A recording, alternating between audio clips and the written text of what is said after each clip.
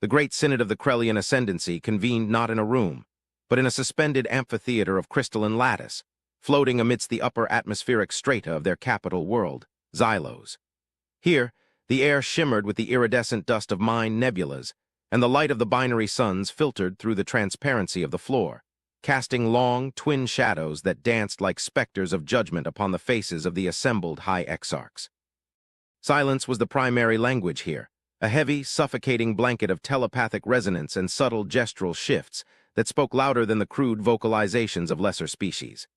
To speak aloud was to admit a failure of understanding.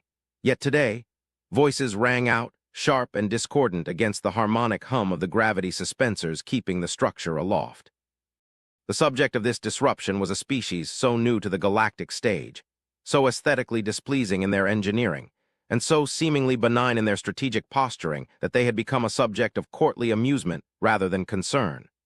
They were the Terrans, and their fleet was currently drifting through the contested neutral zone of the Antares Gap, a collection of vessels that the Krellian strategists had dismissed with a collective, derisive sneer. High Exarch Valen, a creature of elongated limbs and translucent, opalescent skin, stood at the center of the dais, his many eyes blinking in asynchronous rhythm as he manipulated the holographic projection hovering before the council. The image displayed a Terran vessel, a hulking, bulbous mass of gray metal, lacking the elegant, sweeping solar sails of the Krellian armada or the predatory, needle-like profiles of the Zenthori raiders. It was a sphere distortion, a bloated cylinder with rounded edges, seemingly devoid of external weaponry, engine cowlings, or the intricate shield grids that defined civilized warfare. It looked, to the refined sensibilities of the Krellian elite, like a wallowing beast of burden, a creature of mud and gravity rather than a starship. It was this specific class of ship that the Terran transmission had identified in their guttural, vibration-heavy tongue as the hippopotamus class. The universal translator, struggling with the cultural context, had rendered the term into the Krellian dialect as a water grazer, a creature known for lethargy, rotundity, and an amusing, harmless appearance. "Observe the inefficiency," Valen intoned, his voice a melodic trill that dripped with condescension echoing off the crystalline spires. "The Terrans do not build for the void, they build for the bottom of a gravity well. Look at the plating. Thick, crude alloys, no refraction fields, no kinetic diversion barriers. They rely on mass. Simple, stupid mass. They drift through the Antares Gap like sleeping livestock, seemingly unaware that they have trespassed into the sovereign garden of the ascendancy. Our forward scouts report that these vessels move with the grace of a collapsing moon. They are slow. They are blind. And if the translation of their own designation is to be believed, they are named after a biological entity on their homeworld known for rolling in filth and eating aquatic vegetation. They call them cute in their media. Harmless. Absurd." A ripple of amusement moved through the gathered exarchs, a psychic wave of blue and violet light flushing through their skin. To the Krell, war was an equation of elegance. The side with the superior aesthetic, the faster processing speed, and the most refined energy manipulation always triumphed. The idea of a warship being fat was antithetical to their concept of lethality. Warships were daggers, arrows, beams of light. They were not boulders. And yet, cut in a deeper, more resonant voice from the shadows of the upper tier, they are here. The speaker was Calith, the old strategist, a Krellian whose skin had dulled to the gray of storm clouds, a sign of immense age and the burden of memories from wars the others had only studied in archives. Calith did not share the amusement of the court. He leaned forward, his bioarmor clicking softly. "You mock the shape, Valen, you mock the name, but you ignore the density. Scan readings show those ships are not hollow. They are not cargo haulers. They are solid blocks of hypercompressed matter. Why would a species new to the stars waste that much reaction mass pushing that much dead weight unless the weight was the point?" Valen dismissed the concern with a flick of a slender, six-fingered hand. "Paranoia becomes you, Calith, but it is misplaced. We have run the simulations. Our particle lances will slice through that crude armor like wind through smoke. They have no shields. I repeat, they have no shields. They are naked in the dark. They are likely colony arcs, desperate and poorly designed, trying to float past our sensors by looking like debris. I have already authorized the 7th Interdiction Fleet to move them. It will not be a battle. It will be a sanitation procedure. We will sweep these hippos from our garden, and perhaps we will keep one in the orbital museum as a testament to the folly of primitive engineering." The arrogance in the chamber was palpable, a physical pressure that seemed to thicken the air. The Krellian ascendancy had ruled their sector for 10,000 cycles. They had forgotten the taste of blood, replacing it with the sterile satisfaction of mathematical victories. They believed that the universe operated on rules of symmetry and grace, and that anything ugly was, by definition, weak. They looked at the Terran ship, a heavy, silent, brooding thing, and saw only a target. They did not understand that on Earth, in the ancient evolutionary crucibles that the Krell had long since transcended, the deadliest things were often the ones that did not look like predators until it was too late. They did not know that a hippopotamus was not a cow, but a monster that could snap a crocodile in half with a jaw force that mocked the strength of steel. They were about to learn that cute was a mask for a violence so profound it would shatter their understanding of physics. The scene shifted, not instantly, but with the slow, deliberate panning of a cosmic eye, moving from the light-drenched towers of Xylos to the cold, absolute black of the Antares Gap. Here, the stars were distant pinpricks, obscured by the drifting dust of the nebula. Floating in this silence was the Terran Task Force, a formation that defied the standard geometric dispersal of galactic fleets. They did not fly in a wedge. They did not fly in a sphere. They drifted in a loose, tumbling cluster, engines running cold, emissions dampened to near background levels. At the center of the formation was the UNS Sobek, the lead vessel of the Hippopotamus class. It was an affront to aerodynamics, a concept irrelevant in space yet deeply ingrained in the psyche of design. It was a rounded, uneven oblong of matte black composite armor, pitted and scarred, resembling a river stone worn smooth by eons of current. There were no visible windows, no glowing exhaust ports. Just layers upon layers of ablative tungsten carbide and depleted uranium, wrapped around a core of shifting, fluid dynamics. Inside the Sobek, the atmosphere was not one of panic or confusion, but of a terrifying, surgical calm. The bridge was buried deep within the center of the ship, a spherical command cicatrix isolated from the hull by magnetic suspension to dampen the kinetic shock of impact. Admiral Silas Thorne sat in a command chair that looked more like a pilot's crash couch, strapped in with 5-point harnesses. He was a man of sharp angles and gray stubble, holding a mug of coffee that steamed gently in the recycled air. The lighting was low, red, tactical amber washing over the faces of the crew who worked in absolute silence, their hands moving over haptic interfaces with the practiced fluidity of pianists. "Contact," the sensor officer whispered, the sound amplified by the bridge's acoustics. "Krellian fleet signatures detected. High-energy displacement. They're dropping out of warp directly on our port flank. They aren't hailing us." Thorne took a sip of his coffee. He didn't look up from his tactical display. "They wouldn't. They think we're space junk or cattle. Let them confirm their bias. Status on the passive dampeners." "Running at 90%, sir. We look like cold rocks on their scopes." "Good, maintain course. Let them fire first. The Council was very specific about the rules of engagement. We do not start this war, we finish it." The Krellian fleet arrived in a flash of blinding white light, a display of unnecessary brilliance that served only to announce their presence to the entire system. Their ships were beautiful, long, sweeping arcs of silver and gold, trailing ribbons of photonic energy. They moved with the synchronization of a school of fish, darting and weaving, their energy weapons charging with a high-pitched whine that bled through the radio spectrum. On the bridge of the Krellian flagship, the resplendent lance, Fleetmaster Urix watched the drifting Terran hulks with a sneer. "Target the lead vessel," he ordered, his voice bored. "One warning shot across the bow. If they do not power down, vaporize it. I have a gala to attend tonight." The resplendent lance fired. A beam of coherent plasma, hot enough to boil an ocean, lashed out across the void. It struck the UNS Sobek not across the bow, but directly amidships, a calculated insult, a shot meant to cripple. The beam hit the dark gray hull. And then nothing happened. There was no explosion, no venting of atmosphere, no debris field.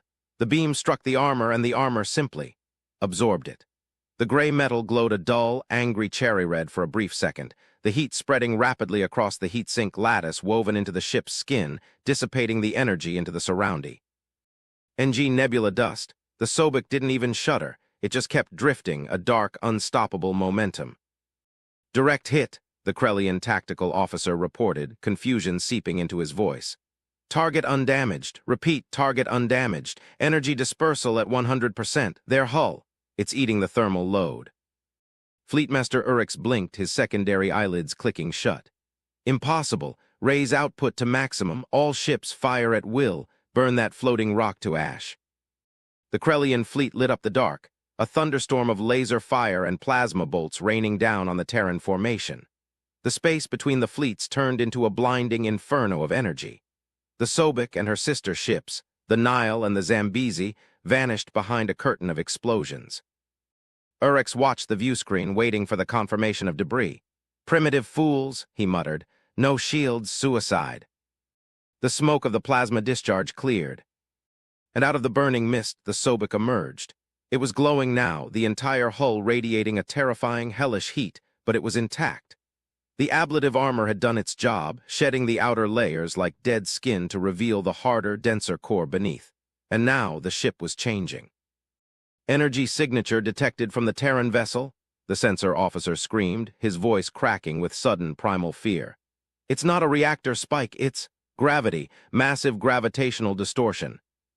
On the bridge of the Sobek, Admiral Thorne set his coffee down.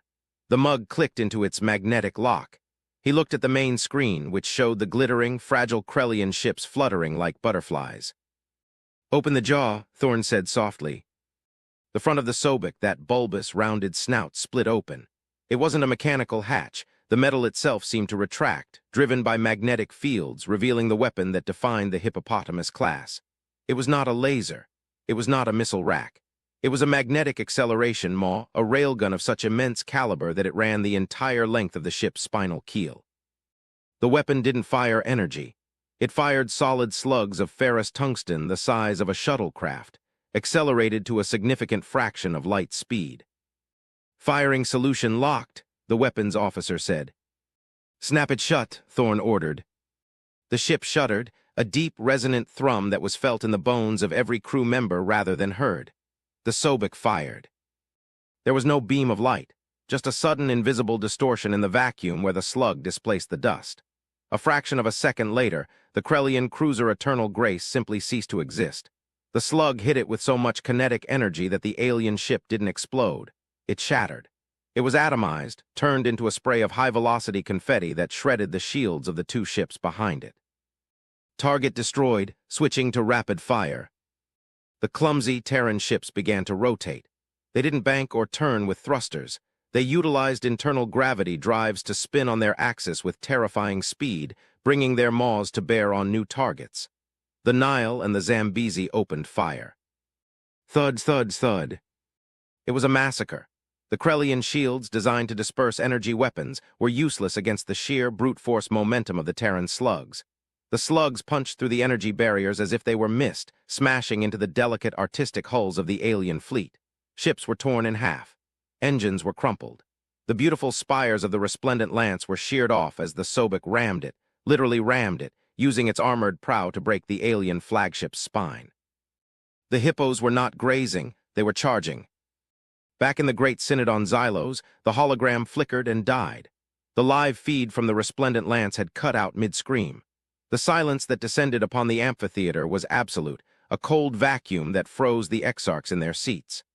Valen stood frozen, his hand still raised in a gesture of dismissal that now looked like a plea for mercy.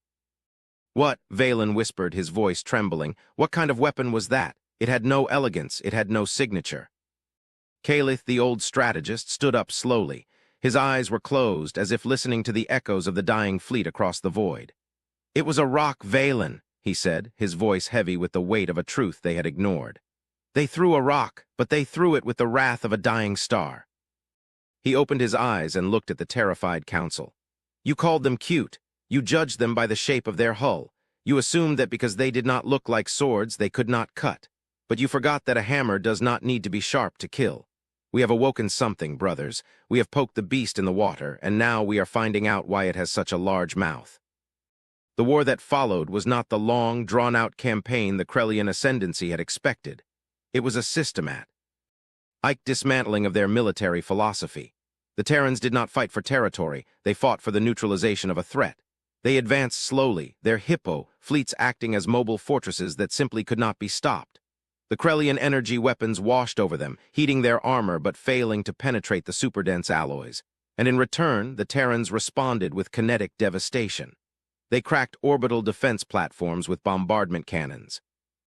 They deployed Crocodile, class stealth frigates that clamped onto enemy hulls and injected boarding pods, Marines in power armor as bulky and unstoppable as their ships, tearing through the delicate bulkheads of the Krellian vessels.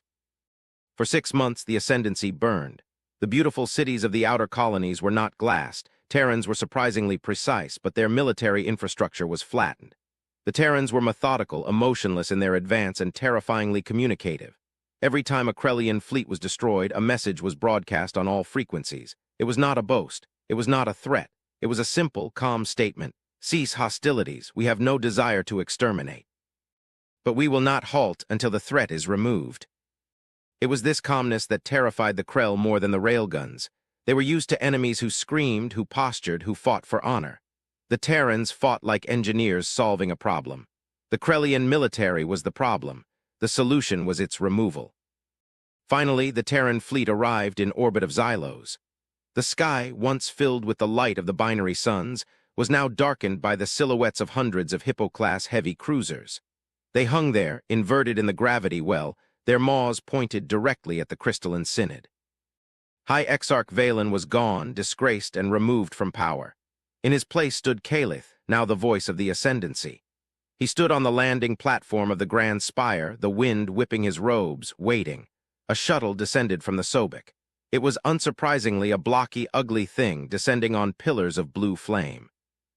The ramp lowered, and Admiral Silas Thorn walked out. He wore no ceremonial armor, no flowing cape, just a gray utility uniform and magnetic boots that clanked heavily on the crystal floor. He was shorter than the Krell, broader, his face lined with exhaustion but his eyes clear and sharp. He was flanked by 2 Marines who looked like walking tanks, weapons slung low but ready. Calith bowed, a gesture of submission that hurt his pride but saved his people. "Admiral," he said, the translator turning his melodic language into flat Terran standard. "The Ascendancy surrenders. Your efficiency has humbled us." Thorn stopped a few paces away. He looked around the shimmering, beautiful city, then at the sky where his ships hung like hammers of God. He didn't gloat. He didn't smile. He just nodded. "We accept," Thorn said. His voice was gravel, deep and resonant. "We didn't want this fight, Counselor. We really didn't. We were just passing through." "Passing through?" Calith asked, confusion rippling through his thoughts. "You destroyed 7 fleets. You dismantled our Empire's defenses, all to pass through." Thorn sighed, reaching into his pocket and pulling out a data slate. He handed it to the alien. "We weren't expanding, Counselor. We were running. Or more accurately, we were moving the convoy, the ships you called Hippos. They aren't just warships. They're heavily armored transports. We carry genetic libraries, stasis pods, cultural archives. We build them thick because where we're going, shields don't work." Calith looked at the data slate. The holographic display flared to life, showing a star map. It showed the Terran vector. They had come from the galactic south, moving north towards the galactic rim. But behind them was a darkness, a void in the data. "What is this?" Calith asked, pointing to the blank space on the map. Thorn's expression darkened. The stoicism cracked, revealing a glimpse of a deep, ancient fear. "We call it the Hush. It's a region of space where physics starts to break down, entropy accelerates, stars die before their time, and things come out of it. Things that feed on energy. High-energy signatures attract them like moths to a flame. That's why we don't use shields. That's why we use kinetics. That's why our ships look like rocks. If you shine bright, the Hush eats you." Calith stared at the human. The revelation hit him with the force of a railgun slug. The Terrans hadn't attacked because they were conquerors. They had attacked because the Krellian Ascendancy, with their blindingly bright energy weapons and beacon-like cities, were ringing the dinner bell for a cosmic horror. The Hippos were built to survive a predator that hunted light. "You destroyed our fleet," Calith whispered, realization dawning. "Silence us." "Oh, save you," Thorn corrected. "And to save ourselves, your energy emissions were spiking. You were about to draw the Hush right across our convoy path. We tried to hail you. We tried to warn you. You fired on us. We had to neutralize the noise." Thorn stepped closer, looking up at the tall, slender alien. "We're not the monsters, Counselor. We're the ones who built the armor to survive the monsters. You called our ships cute. You laughed at the fat, round hulls. But in the wild, the animals that survive aren't the pretty ones. They're the ones that have thick skin and know when to bite." Calith looked up at the sky at the Sobek hanging overhead. It no longer looked ugly. It looked like a shield. It looked like a promise. "The Hush," Calith said. "Is it following you?" It's always following, Thorn said. That's why we keep moving, and now that we've smashed your defenses, you're vulnerable. You can't rebuild your energy fleets. If you do, it will find you. Then what do we do? Kaleth asked. The arrogance of his race completely evaporated, replaced by the instinct to survive. Thorn gestured to the sky. You learn to build heavy, you learn to turn off the lights, and you join the convoy. We have room in the wake of the Sobek, but you'll have to leave your art behind. Survival is ugly, counselor. The Act 2 of their encounter ended there, on the windy platform, with a handshake between a creature of light and a creature of gravity. But the story did not end. The revelation of the hush changed everything. The Krellian ascendancy, once proud and aesthetic, underwent a painful, terrified metamorphosis. They began to plate their crystalline cities in dull, gray lead. They dismantled their solar sails and retrofitted their ships with mass drivers and armor. It was a cultural trauma, a loss of identity, but it was necessary. As the weeks turned into months, the two fleets merged. The Krellian engineers, with their swift intellects, found ways to improve the Terran designs, not by making them prettier, but by making them denser. They developed fractal armor, a fusion of Terran bulk and Krellian geometry that could disperse kinetic impact even more efficiently. They learned to respect the hippo. They learned that the Terran word for the animal meant river horse, and they began to understand the duality of the creature, a thing that spent its life submerged, hiding from the heat, only to rise with crushing force when threatened.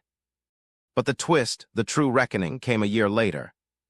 The combined fleet, a massive, lumbering caravan of millions of souls, was drifting through the silence of the outer rim. The Sobek led the way with the retrofitted resplendent lance, now armored in matte black on its flank. The sensors on the Sobek picked up a signal, not from behind them where the hush was presumed to be, but from ahead. Thorn stood on the bridge, Kaleth by his side.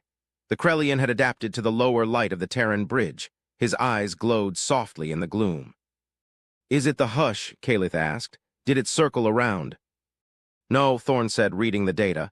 The signal is structured. It's a beacon, a navigation buoy. Out here in the unknown regions. Put it on screen. The main view screen flickered to life. In the darkness of the void there was a shape. It was massive. It was a derelict station, ancient and pitted, drifting in the gravity well of a brown dwarf. But the design was unmistakable. It was rounded, bulbous, heavily armored. It looked exactly like a hippopotamus-class vessel, but scaled up 1,000 times. It was a moon-sized fortress, dead and silent. That's, Thorn's voice failed him. That's Terran design, but it's millions of years old. They sent a team to board it. Thorn and Kaleth went themselves, walking through the echoing, frozen corridors of the ancient station. The architecture was utilitarian, brutalist, human. The writing on the walls was in a proto-language that the linguistic algorithms identified as the root of all Terran dialects. They reached the central core. There, preserved in amber stasis fields, were rows upon rows of data banks, and a single recorded message set to loop on proximity. A hologram sprang to life. It was a human, but not a modern human. This one was taller, their skin gray, their eyes dark. They wore the uniform of an empire that history had forgotten. This is High Admiral Halloway of the First Terran Exodus, the hologram spoke, the voice echoing across the eons. If you are hearing this, then the cycle has continued. You have found the cache. We failed to stop the hush. Our weapons were too bright, our shields too loud. We realized too late that the universe is a dark forest, and we were walking through it with torches. We built these arcs to hide the seeds of humanity. We gene-seeded Earth. We gene-seeded Xylos. We gene-seeded 1,000 worlds, hoping that one of them would evolve the instincts to survive. To be quiet, to be heavy, to be hard. Kaleth gasped, stumbling back. Xylos, we were seeded by you. Thorn stared at the hologram, his world tilting. We aren't strangers, he whispered. We're cousins. The hologram continued. We left the designs for the Guardian-class vessels, what you call the hippopotamus, embedded in your genetic memory, the instinct to build heavy, to build for water and gravity. It is the only shape that survives the pressure of the dark. If you are here, you have remembered. You have returned to the design. Use the cache. Inside this station are the coordinates for the safe harbor, a cluster of black holes where the hush cannot go. Go there, be silent, survive. The message ended. Silence reigned in the ancient chamber. Thorn and Kaleth looked at each other. The animosity, the war, the destroyed fleets, it all fell away. They realized now why the Krell had found the Terran ship so repulsive yet so fascinating. They were looking at an ancient mirror, a forgotten survival instinct that they had buried under 10,000 years of art and arrogance. The Krell had evolved to forget the fear. The Terrans had evolved to remember it. The Hippo was not just a ship, it was an inheritance. Thorn placed a hand on Calith's shoulder. It was a heavy human gesture. "We have the coordinates," he said, "and we have the fleet." Calith looked at the hand, then at the face of the human, his creator, his destroyer, his brother. "We called you primitive," Calith said softly. "We thought we were the pinnacle of evolution." "We're all just mud trying to stay warm, Calith," Thorn replied. "Come on, we have a lot of armor to weld before we get to the black holes." The story ends not with a battle, but with a procession. A massive, mixed fleet of silver spires wrapped in gray iron and bulbous, river-stone ships moving together into the dark. They moved without lights. They moved without shields. They moved with the heavy, unstoppable momentum of a river horse submerged in the water, waiting out the predator on the bank. They were quiet, they were heavy, and they were alive. The universe was full of monsters, but the monsters had forgotten one thing. The only thing more dangerous than a predator is the prey that has stopped running and started building a fortress. And as they vanished into the nebula, heading for the sanctuary of the singularity, the last sensor reading from the Sobek pinged off the hull of the resplendent lance. The Krellian ship had been renamed. It was now designated the TCS Rhino. Because if the Hippo is the jaws of the water, the Rhino is the horn of the land. And together, they would tear the darkness apart.